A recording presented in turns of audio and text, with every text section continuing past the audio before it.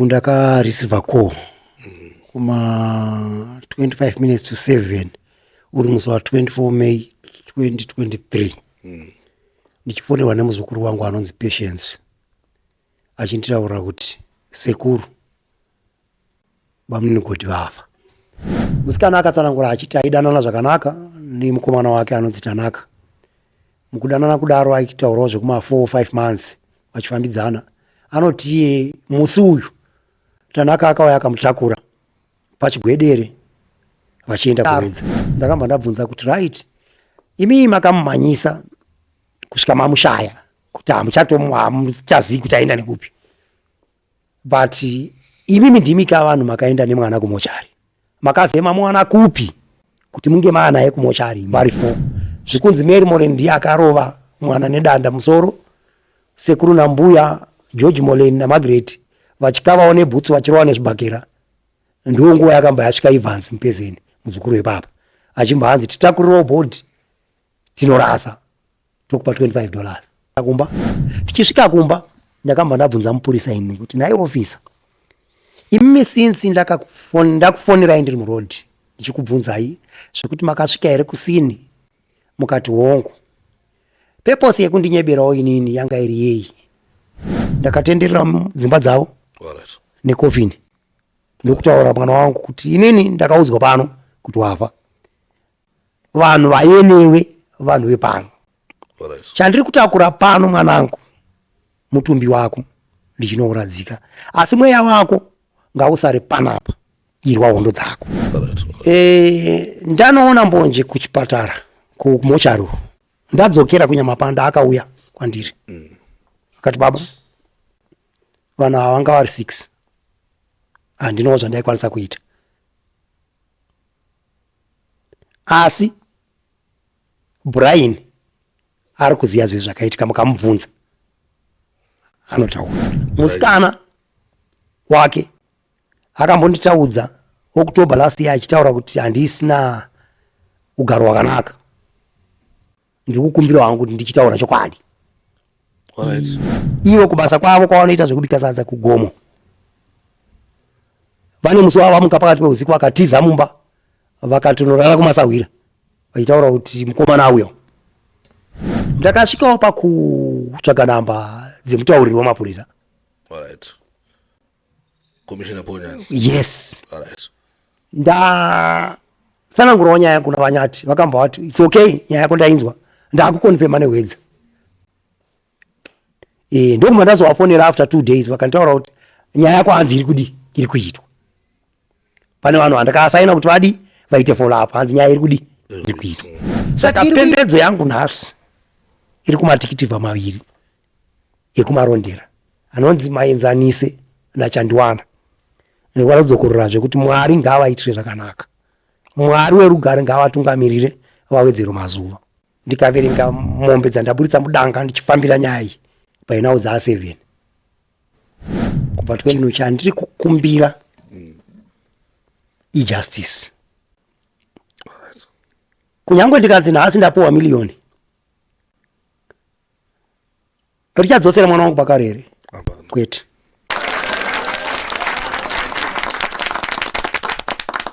Right, makadi muri Zimbabwe. Zita rangu ndinoitwa DJ Sparks. Tiri panapa patinobata nyaya dzakasiyana-siyana dzichiitika mativi mana ose enyika yeZimbabwe, patinoda kunzwisisa nyaya dzakasiyana-siyana dzichiitika munyika yeZimbabwe. Muzuva ranhasi ndine nyaya inosiririsa. Ndina baba wandinawo panapa, vane mwana wavo akashayikira kuhwedza ende vanotenda kuti mwana wavo akaita zvekuurayiwa. Nyaya dzichiri kumakoti adzo, but toda kuti tinzwewo kuti zvakafamba sei, ende pane something like 2 years ashayika.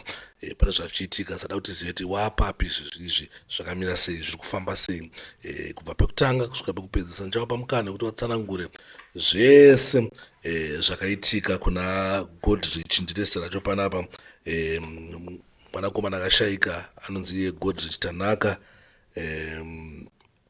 anga nemakore 27, akashaya musi wa 24 May 2023, which means pane makore anokwana kuita iwo mairi kana ndisikukanganisa zvinhu zvaitika. Saka takuti tinzwe kuti zvakaitofamba sei, zvakaitika sei, because baba vachanditaurira vari kuti vanofungidzira kuti mwana akaita zvekuurayiwa haana kufa ega asi akaita zvekupondwa nevanhu kusvika afa. Saka tichava mukana yekuti vatsanangure kuti chii chakamboitika, zvakatanga sei. Asi tapinda panyaya iyi muri Zimbabwe kachinge first time yakusvika panapo subscriber gara wasubscribe like une kukomendawo pfungwa dzako dzakakosha. Ndozvati tichidawo kuti ukaisawo like wakakomenda tonzwawo pfungwa dzako pamusoro penyaya iyi, mushewo nevamwe vanhu so that information inogara vanhu vaisandogara vaine information vachiziva zvinenge zvichiitika. Baba munofara here? Nofara makadi chenyu. Isusu tinofara kusangana nemi panapa. I know kuti makasangana nechiitiko chinosiririsa, but tinodawo kukunzwawo side zvamunotendawo kuti zvakafamba sei kubva pekutanga kusvika pamari papapa. Ino kuti muri kusangana zvinhu zvakaoma, mapfuura nenzira dzine minzwa kuti musvike pamasvika izvizvi, ende zvinorwadza kuti unenge wakudza mwanakomana wako uchiti azondichengetewo mangwana paanenge kuti ashandewo pa25 26 27 baba obva masangana dambudziko rakadaiwo. Saka ameno pekutanga changoda kunzwawo introduction kuti ndikenye ndimani ndinotanga kuti zvakafamba sei kubva pekutanga. Alright. Indoitwa Emmanuel Muchecheterwa. Ndinobva kuChivu. Alright, munobva kuChivu ndokwamunogara ikoko? Yes. Alright, good. Changari mwana wenyu? Mwana wangu. Alright, zvakafamba sei? Ndingati muchidimbu ndakareceive call kuma 25 minutes to 7 uri musi wa 24 May 2023. Ndichifonerwa nemuzukuru wangu anonzi Patience achinditaurira kuti sekuru bamunigoti vafa. Ndakamubvunza kuti vafa vaita tsaona here semunhu aifamba nemotokari? Zvikanzi havana kuita tsaona, hanzi vanwa mushonga kumba kwemusikana wavo. Kati hanzi vanwa mushonga iwo wazvidziva sei? Zvikanzi pauya amai vauya panapa vaine shamwari yavo, nomba vasvika vakatenga madrinks avo vakanwa. Vapedza kunwa madrinks iyayo vakamba vadayira ko vachita mati mamuwana angade motikari here? Awo motikari matoiwana, it's okay, chiuya inai tisangana paclinic apo. Vachipedza kukata foni yavo vakamba vachiuka vachitaurira muzukuru wangu iye anonzi Patience kuti mukomana wakumba kwenyu naivo hatati naye kumba uko, saka tati naye kumba uko, saka anwa mushonga. Alright. Ndio matsanangurira avakaita kuna Peshi. By that time indaive kuNyamapanda ndokwa ndaishandira. Ndakamba ndatanga kufonera hama dzangu ndichidziudza shoko iroro because ndonga indi ndakaita first person kudi kurinzwa. Ndafonera hama dzangu manheru iyayo ndonga ndakazorora kuma2 ndichibva ndamuka ndichipinda muroad. Ndakabva kuNyamapanda kuma 3:30 AM kuma 1 masikati ndakanda kuwedza. Right, on my way ndichibva kuNyamapanda ndakafonawo ndakatsvaga namba dzemupurisa dzandakawana, ndokubva ndadzifona. Officer, ndiri kunzwa nyaya yaitika mudunhu menyu, mainzwawo here nyaya yakaitika nezuro? Zvikanzi ndainzwa. Alright, what is your position? Makasvika here pasini? Hongu takasvika. It's okay. Saka pese ndakafamba all the way ndiine backup yekuti mapurisa zvaari kundipindura kuti asvika pasini zvizhinji ndichanozvinzwira kumapurisa. Saka handina kumira papolice station, ndakananga straight kwaGaraba kuwedza, kuarea inonzi kwaGaraba muraini rekwaMukarati pamusha pekwaMolen. Saka vese vandaifonera navo marelatives angu ari munharaunda iyo ndaingati endai munoungana ikoko kwaakashayikira, ndo kwatichanzwa kuti zvakafamba sei, tozotakura nhamo yake tichibva ipapo tichienda kunomuchengeta kunjanja kunova kwatakaberekwa. Right. Ndasvika ipapo pamusha wekwaMolen, mapurisa akazosvika ndonga ndandari kuma 10 to 20 minutes ndasvika, vakatosvikawo mashure mangu. Zvinova zvakandinetsa kuti ini vanhu vari kuti vakasvika pasini ndaitofunga kuti ndichasvikawo varipo, but ivo vakatozosvika indapo munhu afamba all the way from Nyamapanda. Vasvika kudaro ndakabva ndabvunza kuti zvakafambawo sei. Musikana aidanana nemwana wangu ndiye akanga achitsanangura, tese takateerera. paitsanangura pacho ipapo taitora video. Ndinayo video yacho mufuni mangu. Alright. Musikana akatsanangura achiti aidanana zvakanaka nemukomana wake anonzi Tanaka. Mukudanana kudaro aikitaurawo zvekuma 4-5 months vachifambidzana. Anoti musi uyu Tanaka akauya akamutakura pachigwedere vachienda kuwedza. Vakuwedza vakaramba vareceiva call. Tanaka akafonerwa namai vatanatswa. Musikana wacho ainzi Tanatswa. Alright.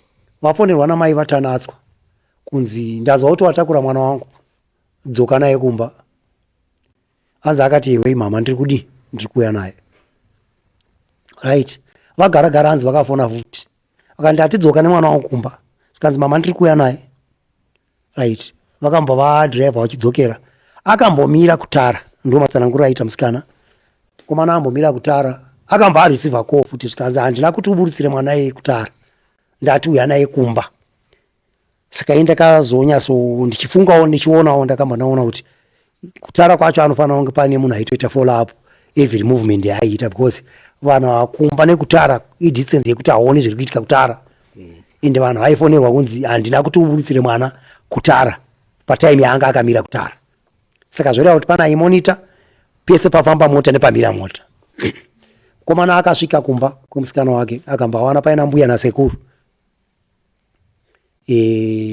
Vanova George Molen na Margaret Molen ndo vakava vari pamba. For the time yakasvika mai nyakufona vava vasipo vavasati vasvika vaifamba vachibva kugomo kwavanokorokozawo vanoita zvegodi ikoko. Saka asvika ndokumba ataura nyaya yake kuti ndafonerwa namama kuti ndiuye kunoku. Saka sinzi ndawana vasipo ndine zvinhu zvandinazvo mumotikari zvandikuda kumbonosiya kumba ndinodzoka. Sekuru nambuya hanzi vakamutendera vakati enda hako udzoke. Akamba adriver motikari ndokuenda. Ndokunosiya apaka mota yake zvakanaka ndokuchidzoka netsoka kubva kumba. Pano pekuti pane distance of 4 to 4.5 kilometers panofambika hapo netsoka but ye distance yofambwa an hour or more. Paakadzokera apa ndokwakaa kudzokera ende ndokwakaa kudzokera kusvika parinasi. Saka anonzi asvika ikoko aifona achiuya netunzira twekudimurira achitodairwa nemusikana wake. Ndokuchinzi musikana iwe chienda unotambira mukomana wako uye naye. Musikana airondedzera kudaro. Anotambira mukomana wachimbo wasvika. Anoti iye vakamba vasikogadzwa dare. Risina kunyatsotaurwa musoro waro kuti wanga uri musoro nyaya yokuti kudii. Saka vanoti ivo vataudzana kudaro iye chaikwanisa kungotaura kuti sorry yenyu mama. Sorry yenyu mama. Hanzi mai vakamba vati ndipe namba dzaamai vako. Vatsanangurira aita musikana. Saka zvinonzi mukomana akasumuka ndombaita kunge ari kuda kutambidza mai foni achimbaanonga chigubu chaachine mushonga. Usina kutaurwa zita rawo. Ndokumbaatiza. Saka vanoti vakadeedzera next kuti baba anati tigarirewo munhu womubate. But to my surprise kuti baba anati vakatadza kumubata. Ndokumba wamhanyisa ane munhu for more than 2 kilometers kusvika vamushaya. Alright. Right? Matsanangurira aita musikana. Zvaitika masikati nezvinhu. Masikati. Alright. Between 2-3 PM. Alright. Right? Vamushaya kudaro.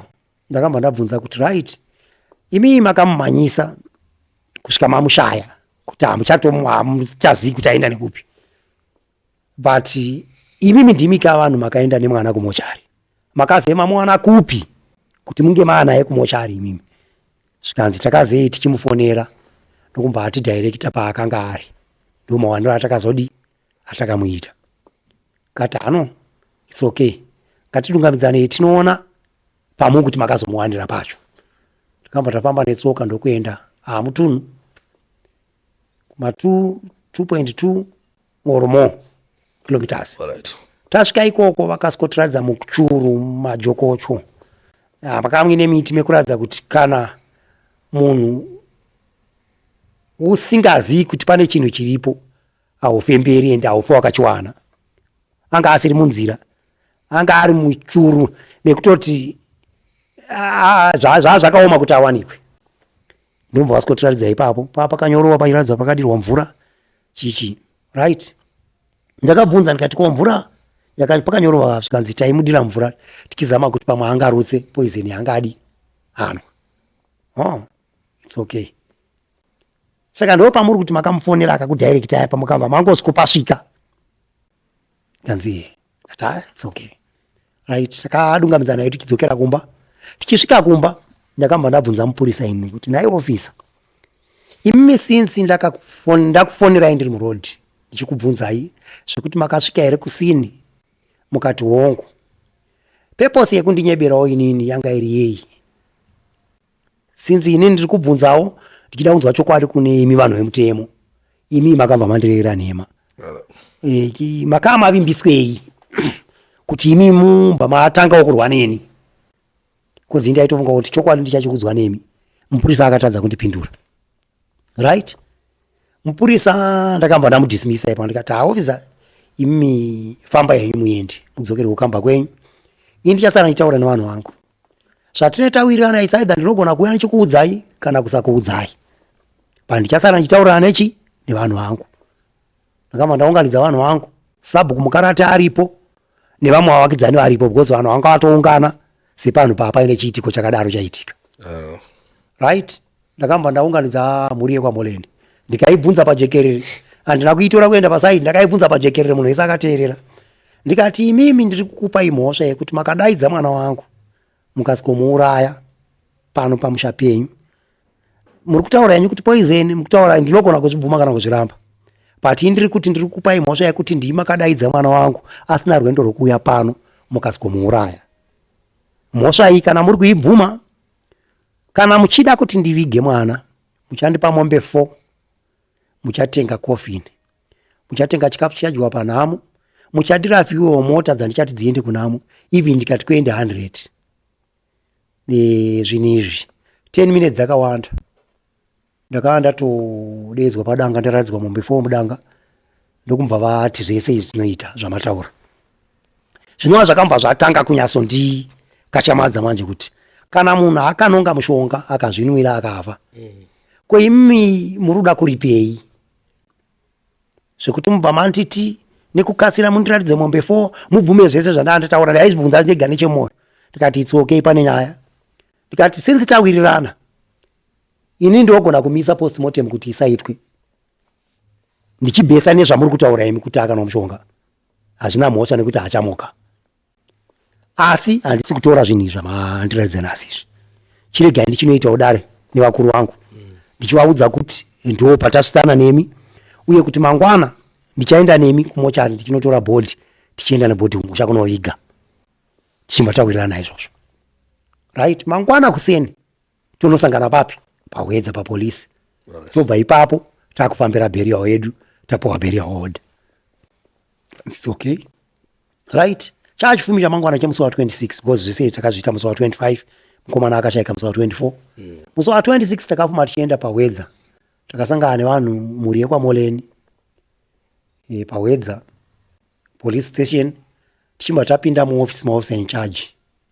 Tapinda muoffice maofficer in charge, officer in charge akambva ataura kuti no, imimi kana muine zvamunei maona pamwana imbai mataura ipapo, kwete kuti tozoti kana kuti munhu aviga tozoti spapa zvinhu asina kunyatsomira zvakanaka, tine takaona zvakati, kati it's okay, maita basa. Inini muchiri ipapo mukuru wekamba, inini ndakukumbirawo kuti since mwana asina wehukama akamuona kubva paakabva pamba achizvifambira kusvika anoiswa mumochari, ini pachangu ndiri kuda kunoona mwana iyi because vava kuda kuita kaneka kundikurumidzisa kuti ende timba tanonyorana tikiliye mombe tidii. Ndikati ayo inini pachangu ndiri kuda kutanga ndanoona bhodhi iyoyo isati yabatwa for postmortem. Alright.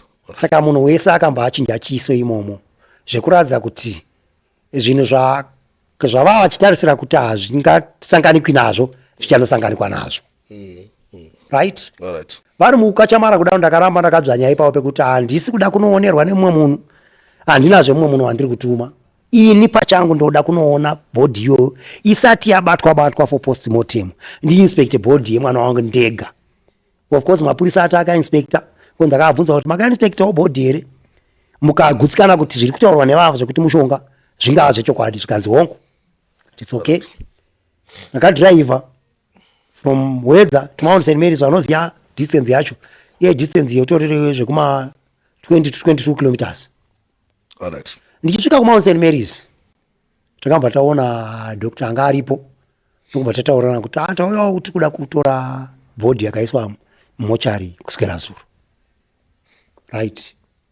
Uya mukuru akambauya kumochari achiuya kumochari kudaro asati akinura pamochari akamba areceive call handisi yangu kuti akareceive call kubva kuna ani but akaita chinguva achitaura zvekuma 7 to 8 minutes. Alright. Chitaura ari nechekure nesu achizobva ipapo achikata foni akamba auya patatakaungana ndokuti kumapurisa munhu wenyu amukutaura pane suicide note here zvikanzi hapana.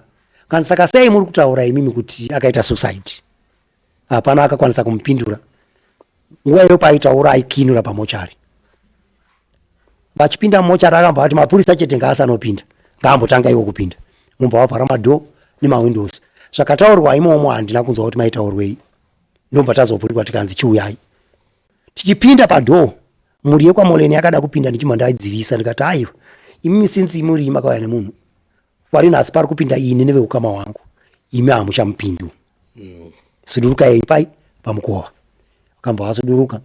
Ndichipinda ndichine mameters ndomuka kuma 5 meters panapa nekudhoo kuti ndiende pamwana ndakaona mbonje yakairi pamhanza pemwana samwe pana. Alright.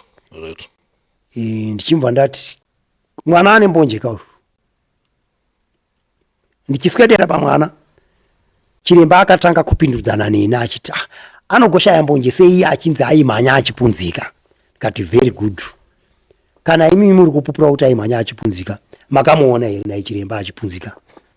Chiremba akamba tadza kundipindura ndokumba aramba anyerere. Ndikataiwa mwana wangu ane mbonje ndakamba ndaona mbonje yechipiri nechepakati pemusoro apa. Mupurisa wekupisa ivepo akamba atanga kuita kakundipopotera kuti wakuda kutononotsa program wakuda kutononotsa zvinhu tikuda kuti zvinhu zvikasire. Ndakamba namuti aiwa no shamwari inini ai munotonzerani handisi kumhanya uyu mwana hachamuki aidha ndikamuviga nhasi oro next year but one handina problem nazvo ndiri kuti ini mwana ane mbonje. Saka chiremba akamba ati ano chimbobudanye. Tabuda panze kudaro akasara iye chiremba nemapurisa maviri wekupisi nasergeant major.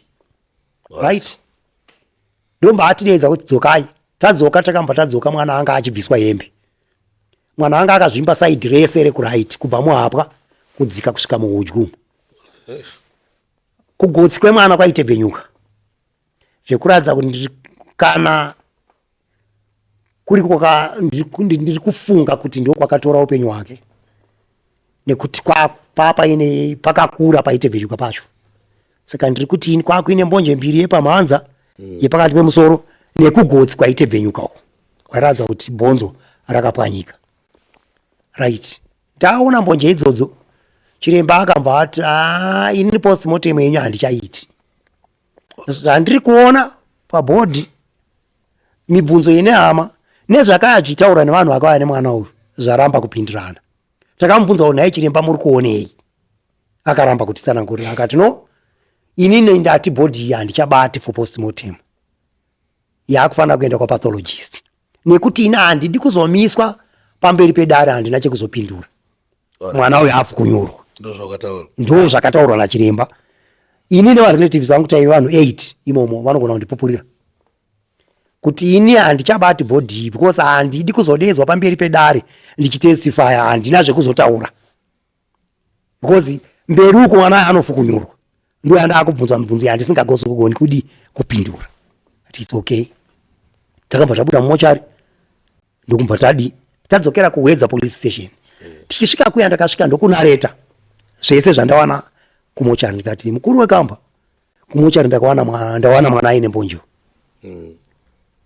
Ane mbonje 3 pamhanza pakati pemusoro nekugotsi uye dii rake rekurudyi rakazvimba kusvika kubva muhapwa kusvika kuhudyu. But my surprise Mukuru wekamba haana kana comment yaakapa, haana kana even action yakaita because vasungwa ndaive navo muri kwa Moleni inova ndo yaive nemwana wangu ndaive navo ipapo. Izvokuti ndaitofungidzirawo kuti kana kuri kwekuti mapurisa achanotsvaga vanhu ndavarerutsirawo basa ndavaya nevanhu. Asi hapana kana akabvunzwa kunzi titsanangurirei kuti chii chakaitika since mave nechi nemwana. Alright. Saka ndatsanangura kudaro akamboti manje pathologist anotoita zvekubhukiwa asi wekuti tinongoenda mangwana totonowana ariko. Ngati it's okay. Kana mapuwa date napathologist mungondifonera ndomandasiya namba dzangu. Alright. Dzebhadhi nedzenet1. Ndichibva ndabuda mukamba imomo ndakusvika kunonzi kwaGarabha ikoko. In fact ndichangobuda mukamba muri yekwamoleni yakada kutideedza kuti uyai titaurirane. Indakamba ndaramba ndikati aiwa nezuro paita ine mukana wakutaurirana mukanditi ini mwana akana mushonga but pandasvikawo kuzviradzidzo zvemushonga indazvishaya. Ndaona mbonje dzamusiri kuda kutsanangura kuti dzakauya sei. Saka kana musiri kunditsaurira pamberi pamapurisa kuti mbonje dzakauya sei pamwana handina darira ndikugara nemi. Alright. Ndokumba ndatobva ipapo ndokudhiraivha ndokutora mhuri yangu ndokubva ipapo. NdakwaGarabha ndakamba ndafonera nepolisi zvikanzi pathologist dzamubata atitaurira kuti postmortem yedu toitirwa musi wa21 June 2023. Kati it's okay, no problem. Alright. Ndakamba ndadismissa hangu vanhu vanga vakaungana ndikati zvihata takarangana kuti kunotora bhodhi nhasi zvakuona zvandawana zviri pabhodhi hazviite kuti tore tichinoviga mwana. Ndawana mwana aine mbonje so tichitsanangurira vanhu vanga vasara kumba isu yegroup of 8 tataenda uko. Alright. Alright. Tatsanangura pa takamba tapfuma yedu chiparara tichidzokera kumabasa. Tadzokera kumabasa ndakazoteerwa necall inini ndichifonerwa nemukuwasha wangu wamusi wa 13 June unzi ndafonerwa nehwedza zvanzi postmortem mangwana kuParirenyatwa. Ko takanzi 21 ende ina hakuna kana ambondifonera kuno. Saka ndatofonerwa kati anyway ine ndiri kuno kunyamapanda akumana ndiri kuri imimi iwe mukuwasha nemuning'ina wangu dzikai kuwedza muno escort board from Mount St Mary's kuuya nayo kuParirenyatwa. But kana zvichibvira pindai motikari iyo musazikanwa kunzi ndimi ana muchecheterwa. Alright. Just escort board. Alright. Semamwe marelatives. Right? Vakaita saizvozvo vanoti vakamuka vachibva pahwedza papolisi kuma to 3 vachienda kunotora kuma 3 to 3 am vachienda kunotora board kuMount St Mary's. Vasvika kuMount St Mary's vakamba vari kuti ivo vakanzi nanesa ivepo akati madzoka. Saka zvoreva kuti panogona kunge paine vamwe vanhu vakatomboenda masikati isu tisipo vatisiri kuziva kuti ndaanani havasiwo ukama hwedu. Madzoka. Alright. Because vakasvika vachitaura kuti tadzoka kuzotora bhodhi iyai. Alright. Right. Ndombva vatora bhodhi ndokuisa motikari. Vafamba vasvika pahwedza kuma 4 am mapurisa mairi aidhiraivha nemumwe anga ainaye vakamba vatakura mukadzi wavakatakura ipapa aine kamwana kadiki. Wakabvunza kuti mari watakura here akamba ati hongu mari ndatakura. Muning'ina wangu akazvinzwa. Ndokubva vafamba kuuya kuParirenyatwa takamba tasingosangana because ini kuma 6:10 am ndakanga ndasvika paParirenyatwa. Ndakanga ndasvika mota yepolisi yatopaka muine kofi nera resimbi but mapurisa ainzi aenda kuMorris kunotora cameraman. Since takataurwa naofisa inchaji kuti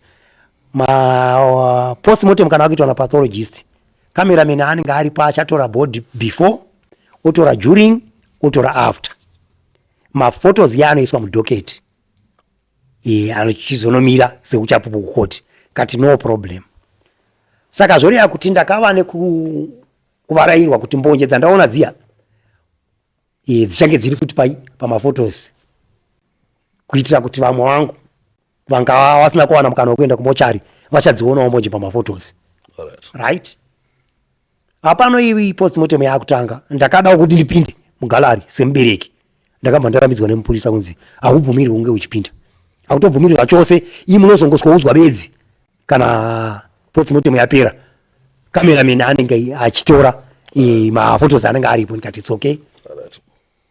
During the process mukadzi akaine mapurisa aya mapurisa aiti akapinda mugalari obuda oenda pamotikari pakapa paine mukadzi yeye opinda obuda oenda pakapa paine mukadzi yeye mukadzi yeye akazobuda motikari akanopinda mugalari mandakarambidzwa ini mubereki zvinova zvakakonzeresa kuti abuda imomo ndakazonomukonfranda kati naye amai ndokumbira kuti zivane nekuti basa riri kuitwa ibasa remwana wangu imi ndimani zvikanzi ndiri mukadzi wemupurisa kati it's okay muri mupurisawo here zvikanzi kwete kati oh it's okay right gare gare postmortem yapera mupurisa akazoya kwatiri ndokutanga kutiti bhodhi yemwana wedu yavhurwa zvese zvawanikwa zviri right zvese asi mukadzi uyu anga ari mukadzi wemupurisa izvo shuwa asi mukadzi wemupurisa alright anga ari mukadzi ihama yevanhu vakava vaine mwana wangu vakauraya mwana wangu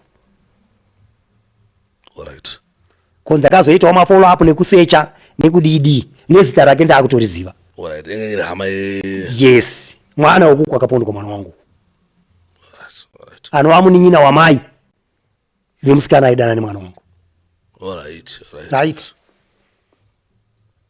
mupurisa akati bhodhi yemwana wedu yavhurwa zvese zvawanikwa zviri right but chiremba ari kutofungidzira kuti inogona kunge iri food poisoning ndakambva ndamubata muromo imwe kuti shamwari usati torese vana vadiki kuno kutauya kuna pathologist he is not an ordinary mortician zvekuti tingaungana semhuri kudai tichiteerera fungidziro yekuti inogona kunge iri food poisoning aiwaka tikuda kunzwa chauraya mwana chi cause of death ina handisi kuteerera zvinhu zvauri kutaura ndakamba ndatostepa ndichipinda mukati ndichinanga kupolice post ndichiti ndifonerewo pathologist aita postmortem yemwana wangu akamba afonewa neland afonewa neland akadayira ndakamubvunza inini kuti chiremba zvamuri kutaura imimi maonero yenyu handisi kupoka nawo asi ndoda kunzwisawo kuti mbonje dzadzine mwana madziona here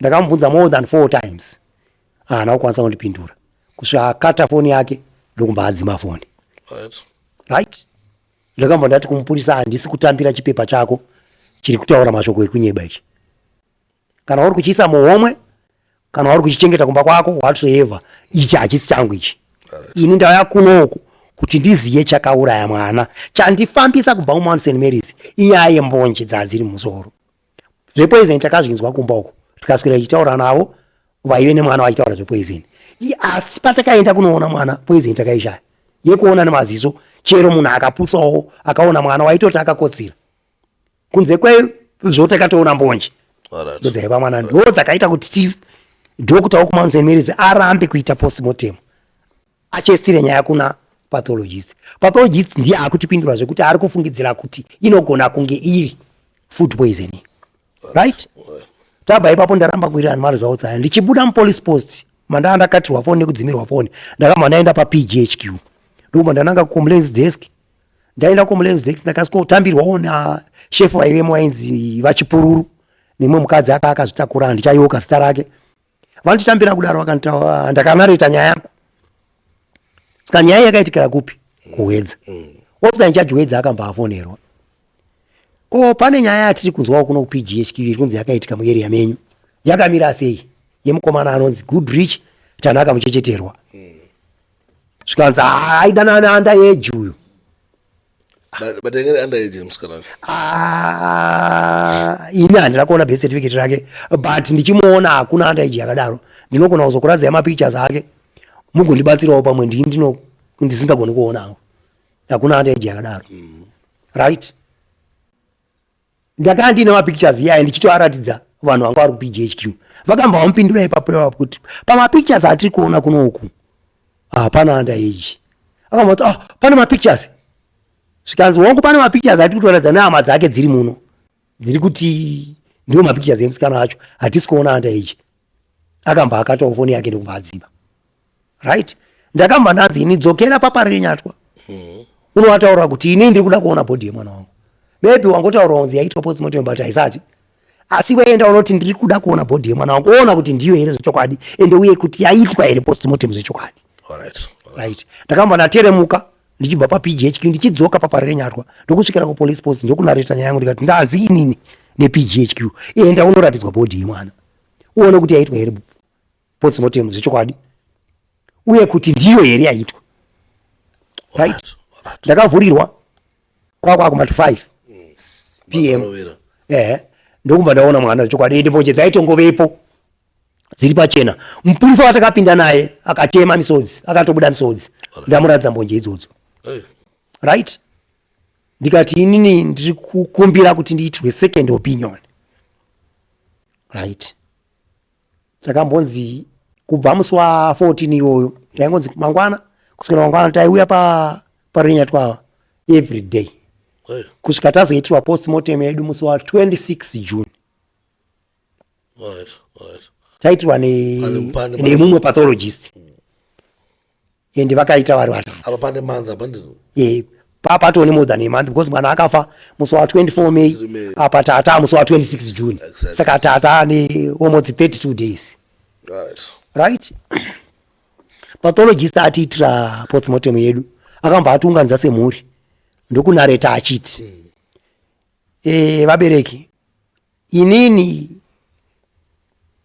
ndaita postmortem yemwana wenyu, mushonga wekuona nemaziso inda kushaya, ndoda kutaura chiri chokwadi pamberi penyu, handina kuona mushonga wekuona nemaziso inda kushaya.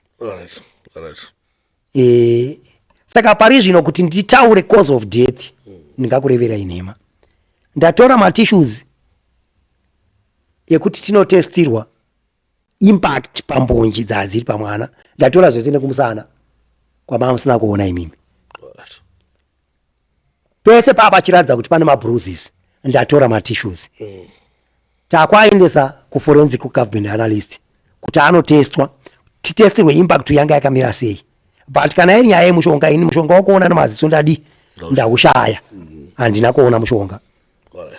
Maybe pamwe kuforensic unogona kuonekwa sezvo kwakushandiswa mishini. Right? But pari zvino ndakukumbirawo kuti muende munozorodza mutumbi. My investigations atanga. Ndakutaurira mapurisa kuti ngaaende anofeya foul play. Akamba ataurwa mupurisa wataive naye ipapo kuti aende kunofeya foul play. Uri musi wa 26 June 2023. Musi wa 27 ndakaenda ndomba ndanopa report pa PGHQ mafambiro ese andaita. Ndokuvatsanangurira kuti by now takutakura mutumbi kunouradzika. Asi tichiuradzika bedzi pamusoro pemashoko ekuti kune matissues atorwa akaendeswa kwa government analyst, ndo atamirira kuti auye nemaresults ekuti impact yanga yakamira sei. Uye kana muine mushonga tonzwazve kuti mushonga wakamwiwa wacho mushonga rudziki, nekuti tiri kutaura zvemunhu akanwa akafa akaenda mumochari less than 3 hours. Right? Ndokumva tabva ipapo ndokutora body yedu ndokutakura ndokuenda nepamusha pekwamoleni. Since tataurana kuti isu tichaenda tese kunoviga mwana, ndakamba ndawana pamba vakakiya madhoo pasina kana munhu kana one. Zvoreva kuti there is someone aivapa information kuti vanhu ava vamunzira vakuuya. Right? Ndawana pasina vanhu, ndakatenderera dzimba dzavo nekofini ndokutaura mwana wangu kuti inini ndakaudzwa pano kuti wafa, vanhu vayenewe, vanhu vepano. Chandiri kutakura pano mwanangu mutumbi wako ndichinouradzika, asi mweya wako ngausare panapa irwa hondo dzako. Ndakamba nditakura mutumbi wangu ndokuenda nawo kunjanja kunoradzika. Handina rubatsiro rwandakazowana kumhuri kwaMoleni, aidha chipeneti chaicho kana nzara yehuku kana mvura yekuti vanhu vabatsirikane panhamo. Handina chandakawana kumhuri kwaMoleni chekundibatsira kuviga mwana wangu. Right? Ndaviga mwana ndapedza. Ndambokudzosera mumashure ndamutaya kuti zvanini makasiya mataya kuti kana ndinopfuka chichi zvinhu zvimakazviita mambofambawo here kana makangotaurawo mashoko sababa? No, ndaitaura semubereki. Pasina kwandafamba since ndaishaya mukana nekuda kwe up and down yepostmortem ingopostponedwa mazuva acho. Ichaitwa mangwana, ichaitwa mangwana, ichaitwa mangwana kusvika yazobudira kudi kuitwa. Right. Saka mashoko andakanga ataura semubereki. I think ndapanzisa kuti ndakazonzwisa zvoni kuti munenge mafamba here kuti mutaure mashoko aya kana kuti mangu mataura semubereki angarwadziwa. Uyezve muchizofamba parwendo ramafamba iri kusvika pamasvika izvizvi pane here zvimwe zviri spiritual zviri kuitikawo zviri kuitira dziko nemufi kuti zvamunotaurawo imimi kuti zvisati mukangana pamasira yes but pane zvamuri kuonawo imimi zvikuratidzawo kuti mwana ana kuzviuraya akaita zvekuurayiwa ende obvious haana kuzorora wonga zviripo mungaticheero kana 1 kana 2 nekuti muri iyi haisi kugara kwayo yega iri kugara muraini munotogarawo vanhu kune marelatives angu ariko anondipawo maupdates maundonzi ivo kubasa kwavo kwavanoita zvekubika sadza kugomo vane musi wavo vamuka pakati peusiku vakatiza mumba vakatonorara kumasahwira vachitaura kuti mukomana auyo right musikana wake akambonditaudza October last year achitaura kuti handisina ugaro hwakanaka ndiri kukumbira wangu kuti ndichitaura chokwadi but pandakamubvunza kuti taura chokwadi akambatanga futi kudhaivheta nyaya zvoreva kuti ane mathreats aisangana nawo kubva kwavabereki vake kuti zvakati usazvitaure right ndingaendera hangu mberi ndapedza kuviga mwana ndakamboita chinguva ndigere pamusoro peshoko rekuti chiremba akati ngakuchienda kunofewa fawill play kabva pamwe richarisivawa kana ko ichintaura kuti tafeya taapakati panyaya yenyu tazowana chakati nechakati seumbowo hapana kana ko yandakawana kubva kuhedza police station ndakadzokerako muna August after elections because June July pane period yakazoitwa maelections after elections ndakadzokera pahedza ndokuchibvunza kuti nyaya yangu yapapi handina kuwana mhinduro dzakandigutsa zvakava zvakandifosa kuti nditangidze patsva kuisa report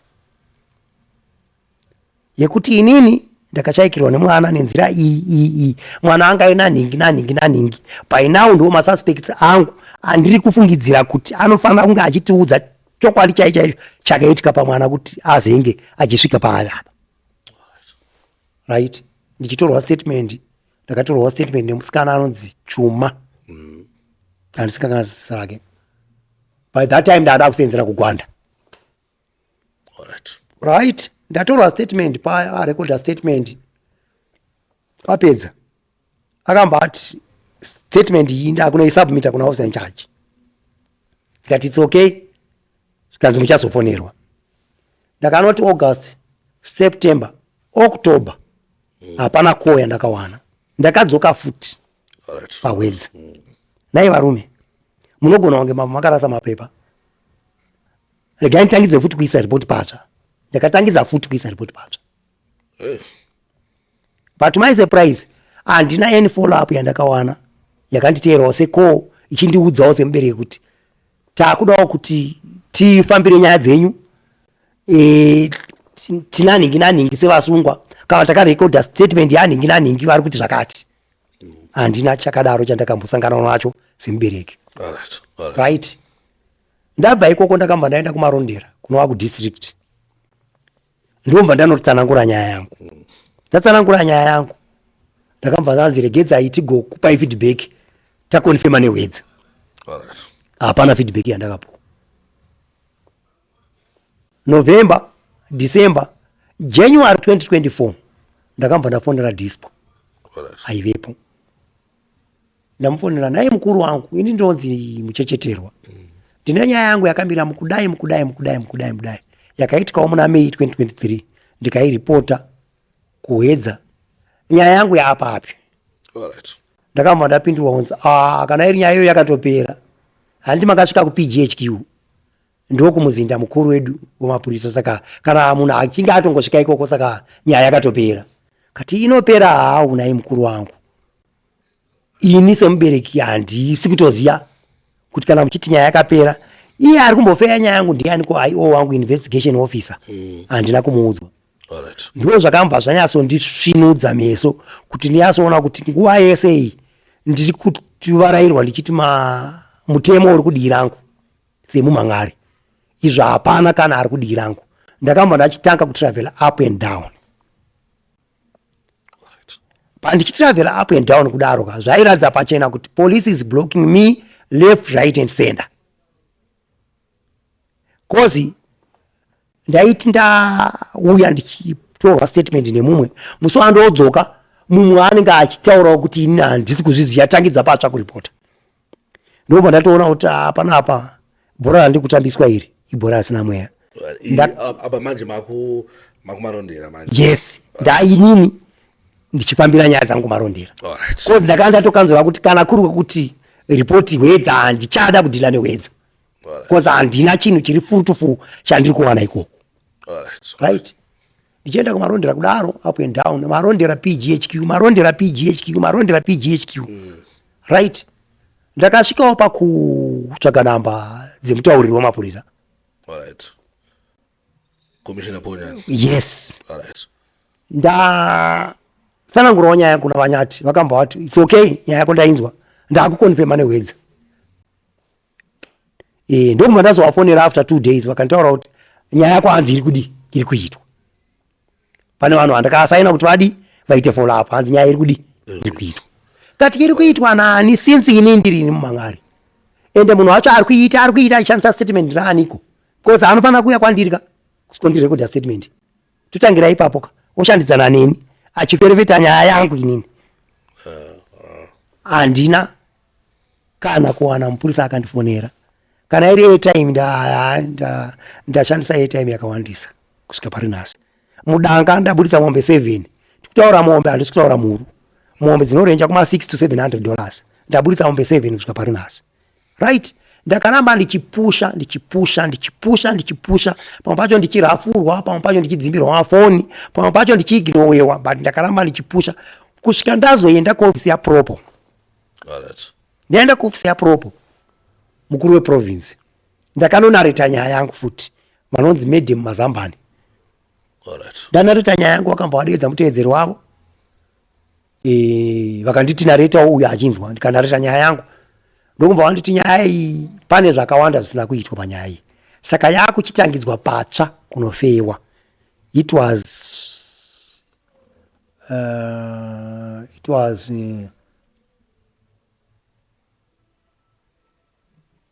November 2024. Right? Ndadaro ndakamba ndatangazve kuita follow up nemakozi. Kuti ndizwise kuti kana iri kufewa nyaya yangu iri kufewa nani. Ende yapapi. Alright. Saka munguva iyo ndakamba ndafonerwa nemusikana aidana nemwana wangu. Akandiisira audio paWhatsApp. Sekuru makadi yenyu. Ndakafunga pamwe ndichakuona ine mapurisa enyu kakumba uko. Nekuti vakauya vachiti varoda ma statements, kangovapa ma statements acho. Alright. Tikati mapurisa angu ekupi? Ina handina mapurisa ini. Skanzi pane mapurisa akaya kumba uko achitaura kuti pana sekuru wacho ari kunetsa achitaura kuti nyaya yangu haina kutongwa zvakanaka. Maaudios acho ndinawo. Alright. Ndikati it's okay muzukuru. Tichagonzwa navo mapurisa acho. Samusikana aikuti sekuru imimi. Yehe. Kureva kuti baba wemukomana wake. Right? Zvadarika ipapo. Ndakadzokera zvakare kwaPropo. Kati nyaya yangu yapapi. Ndobva tamboita meeting tinana machief superintendent, vakomana vekupisi, ana officer in charge macheke, officer in charge hwedza. Tonga tatiri kamusangano kevanhu vaisvika kuma 12, 13. Na mai vangu vaivepo. Nehanzvadzi yangu yaivepo. Mai vangu chakutumbura. Right. Takaita meeting iyo ikaita close to 2.5 hours. Tichikweshana imomo. Asi mibvunzo yavaindibvunza manje yaitondishamisa kuti saka muri kuda kuti isiite sei. Ini ndaitarisira kuti semapurisa ka ndiwo anenge achitondiudza inini. Kuti panyaya iyo tafamba ABC. But vakandibvunza ini kuti saka muri kutarisira kuti tiite sei. Ndikati ini kundidaidza kwamaita kunoku. Ndikutotarisira kuti pamwe maybe muri kundiudza kuti amuchecheterwa vasungwa vaita vabata uyai mangwana musangano wapadara apo.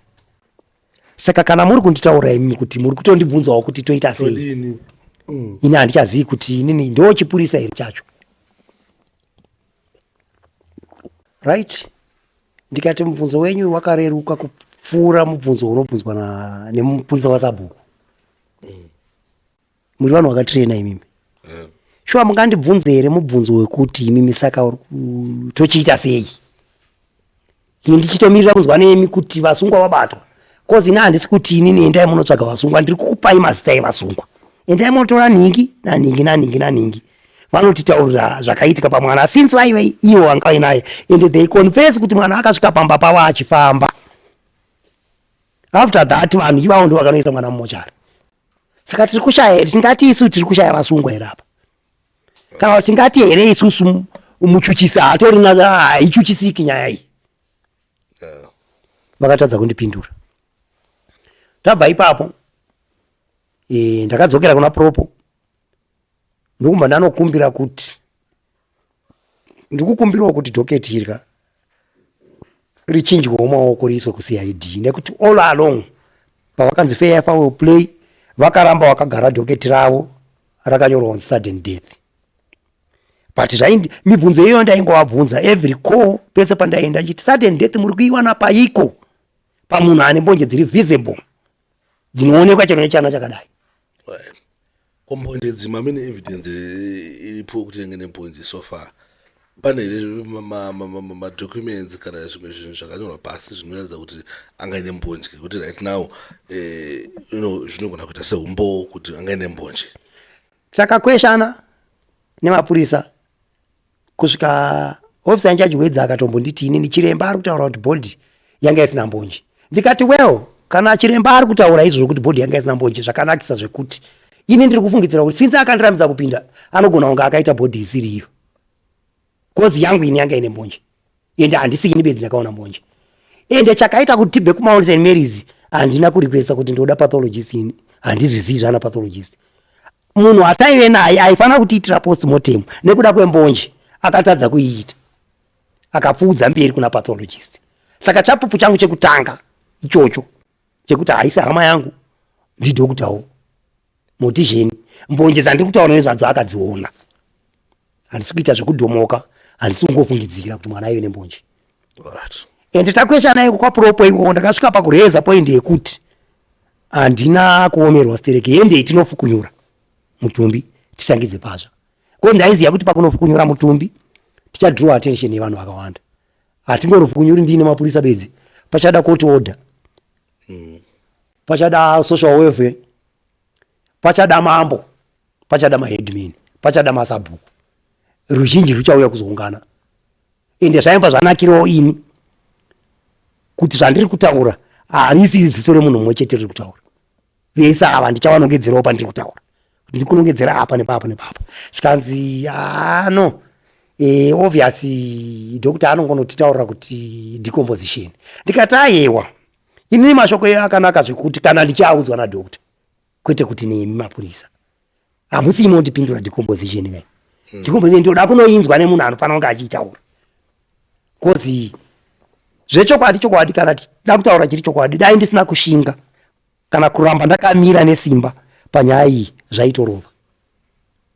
Ndingadai tisiri kutaura zvinhu zviri futufu nhasi zvandakutaura ndichizvipembedza. Right? Ndakumbira kuti dhoketi ngarichinjuriswe kuCID. Ndakapiwa chikwata chekutanga zvematikitivo. Tikaenda tese paground vakanditi iwewe haukwanisi kunge uchisvika kumba uko. Chisara kuno kumashopu nekuti unogona kuzoita my-emotions. Tikawira ndikati no problem. Asi muri kundisiya henyu ndaigona kuzviita zvinhu zvamuri kufunga izvi pandaive ndega imusipo. Pandakakwanisa kukondora matembasi angu nekuti ndiri munhu. Chandiri kuchemera hakusi kuti ndirwisane nevanhu, andoda kuti chokwadi chibude pachena. Ndoma ndabvuma ndikasara kumashopu vakaenda. Vadzoka ndokumba ndapesana navo ivo vachidzoka kumarondera indidzokera kuchivu. But my surprise pandakazoita makodzi ndakuvaponera kuti apapi. Vakataura kuti isu shamwari tiri kufeya complain against police. That is the first group remaCID. Ko kana muchifeya imimi complain against police, kumba kwavasungwa maidei kozi hakusi kukambako, hakuna mupurisa ari kuka. Imi muri kuti muri kufeya complain against police, iri kukomplain waneni. Saka kumba kwavasungwa maidei vakatadza kundipindura, right. Ndakazopuwa second group, rinova group randiri kupembedza, randoda zvokuti muri yeZimbabwe izive. Group rine mupurisa anonzi Maenzanise nemusikana anonzi Chandiwana, ari ma-CID ekumarondera, kwete ekuhomicide, CID marondera, Maenzanise naChandiwana. Vanhu ivavo kunyange ndiri panapa ndoti Mwari ngavatungamirire, Mwari ngavawedzere mazuva. Dai zvaibvumidzwa kunzi unogona kutapudza pane ako, ndinogona kutapudza mazuva angu ine ekurarama, ndiwedzere vanhu ivavo. Nekuti ndakati ndarondedzera nyaya yangu kwavari. Takaronga zuva rekuenda kuwedza unova musi wa19 June 2025. Vakati let's go paground tinoita appreciation. Takaenda kasvika paground, tikasvika pamba, ndikafamba nawo mutunhu ndichinovaradza panhu pandakaradzwa kunziwo papa ine mwana. Vakaonawo maonero avo sevanhu vane hunyanzvi hwebasa ravo, vakati it's okay, sita kudzokera, kana paita anything chiri furutufuti chakufonerai, right. Musi wa7 July ndiwo musi wakabreka case. Ndakanzwa kuti vanhu vabatwa vakonfesa, vari kutaura kuti mwana takamurova nedanda musoro, vamwe vachirova nezvibhakira, vamwe vachikava nebhutsu. Vakazi vataurirana kunorasa kurwizi kunova kwavaitiratidza kuti ndo kwavakamuwanira anwa mushonga. Ndikabvunza ndichiti ko zvemushonga vari kuti inazvo, kanzi vari kupupura vega kuti pamba pasina kana mushonga. Even akatakura bhodhi muzukuru wepo ari kutaura kuti munhu anga asinganhuwi mushonga, ende pamba apa pastorina kana even knapsack yekufirita waitaura kuti vaida kufirita mapete. Saka pembedzo yangu nhasi iri kumatikitivha maviri ekumarondera anonzi Maenzanise naChandiwana. Ndikuda kudzokorora zvekuti Mwari ngavaitire zvakanaka, Mwari werugare ngavatungamirire, vawedzere mazuva, right. Tadaro vanhu vakazomiswa mudare musi wa11 July vachibva vanzi remand in custody vari 4: Mary Molen, Evans Mpezeni, George Molen naMargaret Molen. Ava ndanani avo? Ukama hwavo ndanani nyatsopatsana nguti Right. papo?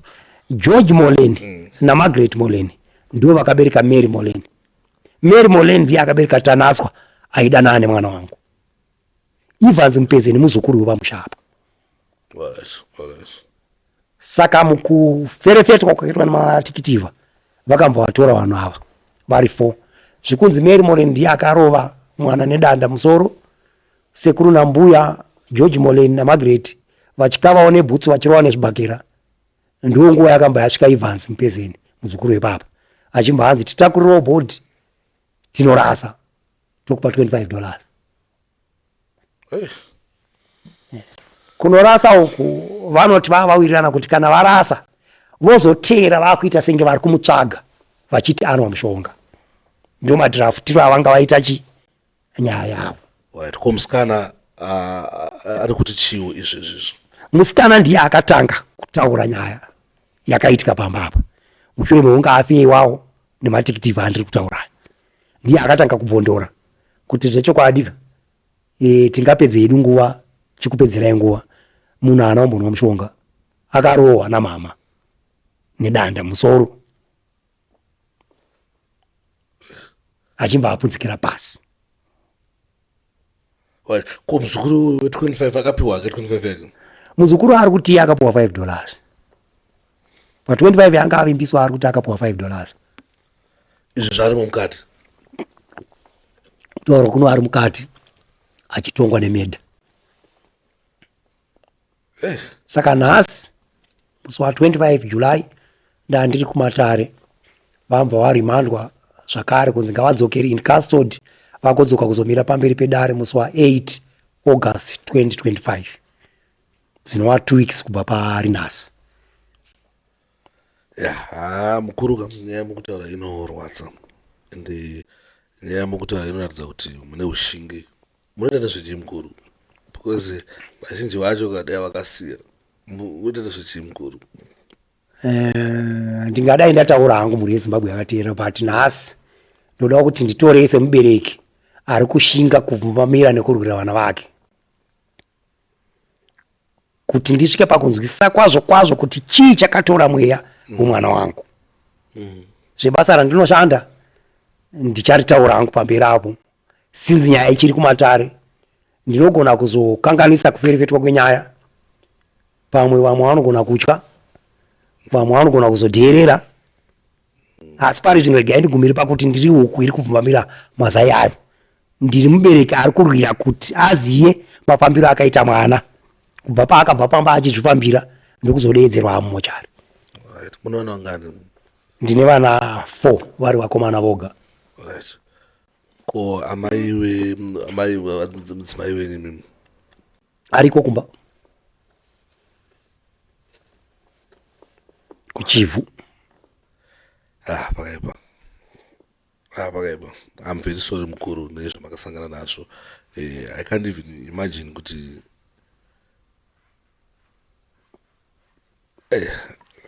ndiri kuona kuti ndakaita kakuvarairwa kekufunga kuti pamwe vemutemo vari kudii rangu, ivo variyo vakambva vatanga kurwa neni kubva musi wekutanga, kozi vaisafanira kundirera nhema kuti vasvika pasini vakainspector board.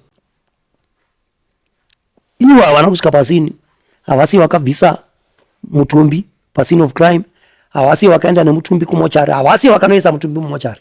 Zvese izvozvo ndakanga ndiri murima ndakavanzirwa. Pari zvino zvaakubuda pachena kuti mapurisa akagara kukamba kwavo, vanhu vakaponda mwana wangu ndo vakaenda naye kusvika vamuisa mumochari. Zvoya kuti kana kuri kutsipika nekuita zvavakaita, vakawana mukana wakakwana vasinai vavhiringidza. Pakaipa. Saka mukuru amene mubvunzo wangu amene kana uri necessary kuti ndiyatsobvunze, but ndichitira kufunga kuti ndichirepresenta vanhu vesari kuona kuti but imimi chamunofungidzira kuti chingakunyaradzei mumwoyo menyu. I know kuti hapana chinoreplesa mwana, but chamunofungidzira kuti chingakunyaradzei mumwoyo menyu kuti muone peace, chingave ijustice here vanhu vapinda mujeri kana kuti kurepwa. Right. Pari zvino kutaura chiri chokwadi, chinhu chandiri kukumbira ijustice. Kunyangwe ndikanzi nhasi ndapuwa miliyoni, richadzosera mwana wangu pakare here? Kwete. Kunyange nhasi vakati vaka kuzondiripa, ndichamuona here mwana wangu achifambazve? Handichamuoni. Saka chinhu chandiri kukumbira kune vakateerera, kune vari kundiona, ndechekuti ndibatsirewo kuti nyaya iyi justice imirewo iri kudii rangu, kana kuti iri pakati ichinanika nyaya pachena sezvairi, vanhu vagamuchire mutongo wavo unoenderana nezvitadzo zvavo. Ndo pane chikumbiro changu chikuru. But imamo nere zvamunombosangana nawo zvespiritual kuti anomboyo kuhope kwenyu achitaurawo nemi kuti vanhu vakandiuraya, hapana zvamambosanganawo nazvo imimi zvespiritual? Ya, zvandakasangana nazvo inini zviripo. Ndinogona kutaura zvimwe ndichisiya wangu. Ndanoona mbonje kuchipatara kumochari, ndadzokera kunyamapanda akauya kwandiri akati, baba, vanhu ava vanga vari 6, handinowo zvandaikwanisa kuita, asi Brian ari kuziya zvizvi zvakaitika. Mukamubvunza anotaura. Brian iye hanzvadzi yemusikana waidana naye, iye hanzvadzi yatanaswa. But my surprise, Brian paakangoona profile yangu akamba handibloka. Saka handina kuzombowana mukana wakutaura naBrian kubva 2023 kusvika pari nhasi. Right? Point number 1. Pane pandandaomerwa stereki nyaya payazobva yabuda pachena. ndakashaya hope usiku hwese ndichizvibvunza kuti right ine zvinezvi ndosvika pakuomerwa maschool fees ekubhadharira vamwe chikafu chekudya mumba, marent house, nyaya yemukomana inge ichida kufambirwa. Ndochiti ndaneta here, ndakundikana here kuti ndipedze nyaya ndisvike pakuziya chakatora upenyu hwako. Handina kuwana hope usiku hwese, ndakazongoti ndabiwa nehope kuma 5 makuseni akauya kuhope kwangu. Ndokubva handitambidza mari yanga yakapetwa petwa yemapepa. Akati musatambudzike chekufambisa. Ndomba handipfumbatidza muruoko. Saka kubva ipapo kwandaenda funga kuti ndoda kuenda. Apashai munhu anoisa ruoko anondisponsa kuti awati kuda kuenda wako right kunoita mari. Mari yakati. Saka idudzire iyo inombaiwa kwandiri kuti okay ndo zvaireva mukomana kuti kana when it comes kuti akupambira nyaya dzake handishai chekufambisa. Alright. Muri papapo pane nguva yakati rebei zvinhu zvaitika izvi basi muchifamba maenda kuwedza maita mari muri kuiwana kupi zvipfuyo mukutengesa damuza before muchati ndakatengesa zvipfuyo ndiri kurarama nekutengesa zvipfuwo zvangu ndiri munhu ane pfumawo yake yakati ndo panaya pandambotaura kuti ndikaverenga mombe dzandaburitsa mudanga ndichifambira nyaya painawo dza7 kubva 2023 kusvika pari nhasi muna July 2025 handisi kutaura tumuru twara mombe dzinorenja $600 to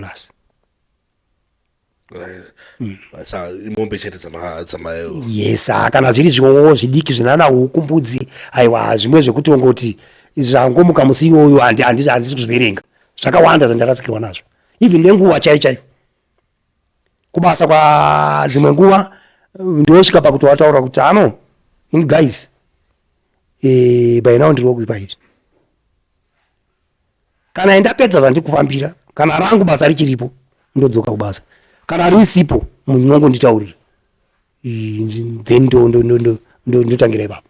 Baba ndimubvunzo wandinawo I know kuti kuripwa kana kuti sei akudzose mukomana but justice yaitwa vakauya vachiti vanoda kuripa unokwanisa kutambira pfuma yaanenge wainayo. Ndinovagamuchira handina kana problem but with one condition. Ndinoda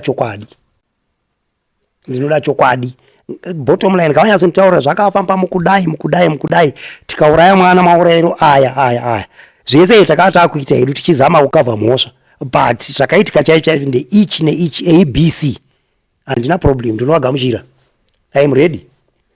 Because ndabvunza mubvunzo uyu noti kuti ndinechiti muno pati mhosva dziriko dzinoparwa ende kubva kudhara zvaingoitika but kuzongoripawo mhosva kuti uchinge wapara mhosva unofanira kuita se kuripa.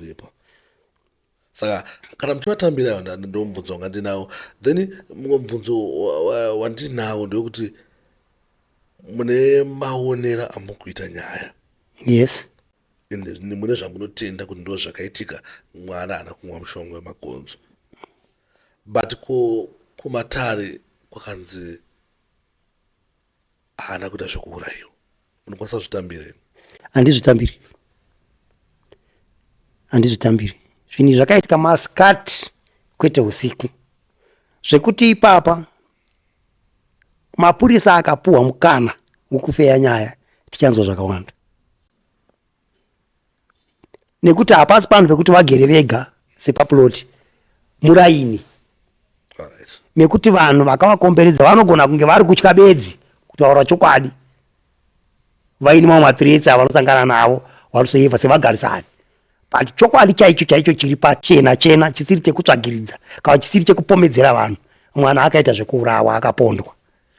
Alright. But imi muchionawo munoona kuti akaurayiwa zvekuti vanhu vaida kumuuraya here vaine zvavakarunga kana zvingave zvemushonga kana kuti kumuuraya kwekuti panogona kunge paine kakunetsana then mumwe nhonga chanonhonga.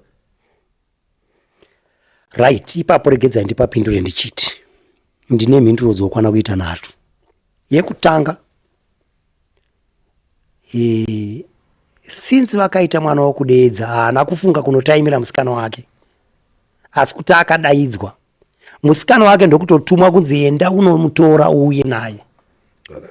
Inogona kunge yanga iri planned thing, right? Ndopekutanga. Chepiri, vanogona kunge vakabatwa nemweya wekuti regai tidiscipline. Zvataingoita kudhara patakakura isusu taitoziva kuti ukaonekwa nehanzvadzi dzemusikana kana vabereki vemusikana wako wafambidzana naye unogona kurohwa kana kurumiswa nembwa. Vanogona kunge vakatora mukana iwo wekuti ngatidiscipline, pakudiscipline ndokurohwa pasiripo.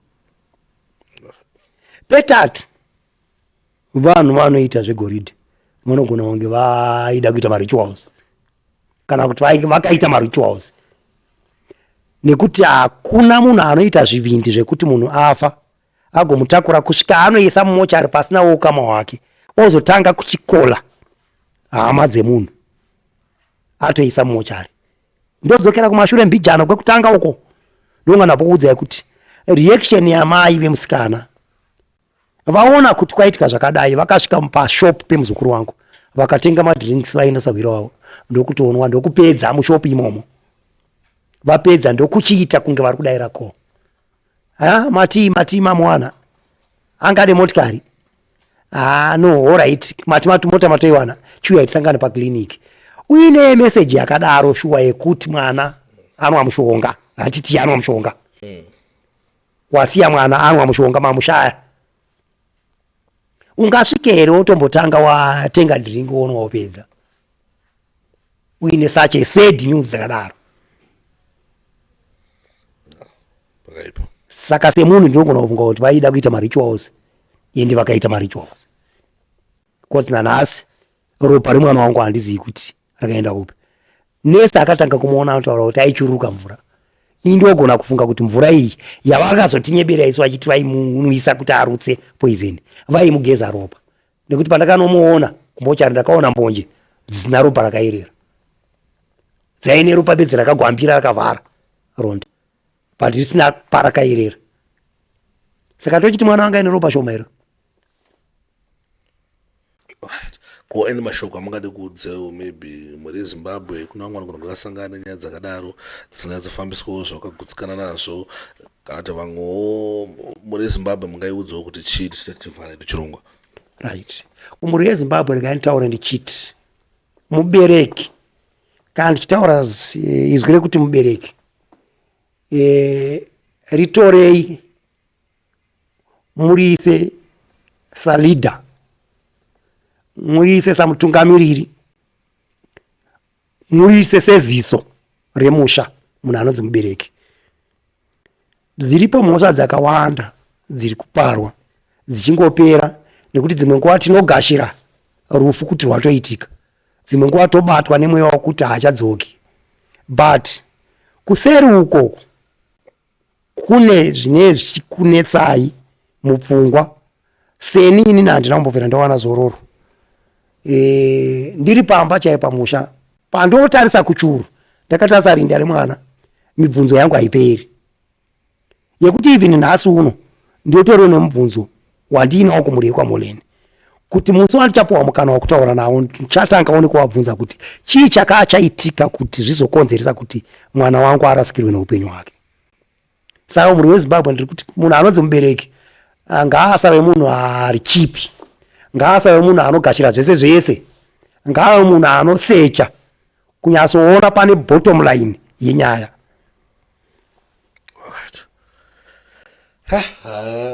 Mukuru wangu ndoda kukutendai nekuva strong kwamaita kuti munge muri panapa muchisharewo. I'm sure kuti story yenyu kana zvamakasangana nazvo mukati meupenyu zvinosimbisa mumwe munhu izvezvizvi, kuti kana pachinge painewo zvinhu zvaanofungidzira kuti hazvina kuitwa zvakanaka anogona kutotanga kutosimuka izvizvi akatanga kufambirawo nyaya dzacho. Maybe one day anosangana nejustice. Ndinovimba kuti munhu achasangana nejustice zvichaita kuti mwoyo wenyu uwanewo peace. Anokuti peace handikuti ane zvayo inoratidza kuti 100% peace achakwanisa kunyaradzai ndiMwari, ndiye anonyaradza. Yes. Ndinovimba kuti kushaya kwamaita story yenyu nemhuri yeZimbabwe zvichaita kuti zvisvike pakuti muwane rugare. Ndinotenda. Ende zvichasimudzirawo mweya wamwe vanhu vanga vakunetawo vachifambira nyaya dzavo, but vakaziva kuti kuna vamwe ane 2 years pamwe ane gore akuti ndaneta, anowanawo simba rekuti aramba achipusha kusvika justice yawanikwa, because ndotenda kuti mukomana anozorora murugare kusvika musi unoona justice, unowanikwa justice, because zvakaoma, nyaya yacho yakaoma, ende tinotenda kuti hey, tichaona justice. Thank you very much baba nekuuyawo nekusiya zvanga mufanira muchiita kuti mushiye nemhuri yeZimbabwe. Ndotendawo futi kuti mukutaura ikoku munowana kaunga peace nekaungaro kamunowana mumwoyo, because hazvina kureruka situation yamakasangana nayo mukuru, handidi kunyepa, situation yakaoma, because kana uchinge wane mwana wako unenge uchito ndakuchizororawo mwana achitange kuita basa then osangana zvinhu zvakadaiwo, zvinova zvinhu zvinorwadza zvinosiririsa. Ndokutendai baba nemukana uno. Anenewo ndinotenda nekuti ukaona wairotsa mwana aiti 24, 25, 26 years isu tatoringa kumadokero, tichadzokeri kuupwere tichitofunga kuti tichasiyawo vana vachiita take over, vana vacho tomba tavatorerwawo at that age. Zvinhu zvinoshungurudza, zvinhu zvinorwadza. Ndinotenda zvikuru kumhuri yeZimbabwe kuti musi wandichasanganawo nejustice tichange tiri pamhepo zvakare tichipembera, tichange tichipemberawo nemi, tichange tichikupai maupdates ekuti nyaya iyi yapapi. Right, muri Zimbabwe tichange tichifollowa nyaya iyi, tichange tichifollowa tiri closely kuti nge tichikupai maupdates ekuti zvakazofamba sei, zvaapapi. Dare tinotenda kuti dare rinoenzanisa, rinoteerera nyaya, rinonzwa kuti zvakafamba sei chaizvo chaizvo, towane chokwadi chaicho kuti zvinhu zvakamira sei, zvii zvakanyatsoitika chaizvo chaizvo, because kana zvinge zvaakudare pakunyatsoteererwa nyaya yamasaidhi ese achitaurwa, masaidhi ese achinyatsoiswa patebho apo, then judge ozongotonga maererano nematauro anenge achiitwa nyaya. Ende tinotenda kuti Mwari vanhu vavo vakavapa wisdom teshe rekuti vanga vachinyatsigona kuteerera nyaya nekutonga zvine justice. Thank you very much nekuramba muchingoona mavideos edu, nekuramba muchitisapota, nekusubscribe, nekukomera, nekulikewo, muchitipawo pfungwa dzenyu, maonero enyu enyaya dzakadaiwo, nekusimbisawo vamwe vanofira kuti but paipai nyaya yangu inenge isina kunyatsotongwa zvakanaka, mokwanisa futi kushingirira muchienda kusvika yatongwa zvakanaka, zvaunokutsikana nazvo kuti nyaya yangu yazeyiwawo zvakanaka zvinoenderana. Thank you very much nekuramba muchisapota, nekuramba muchiona. With that, we out.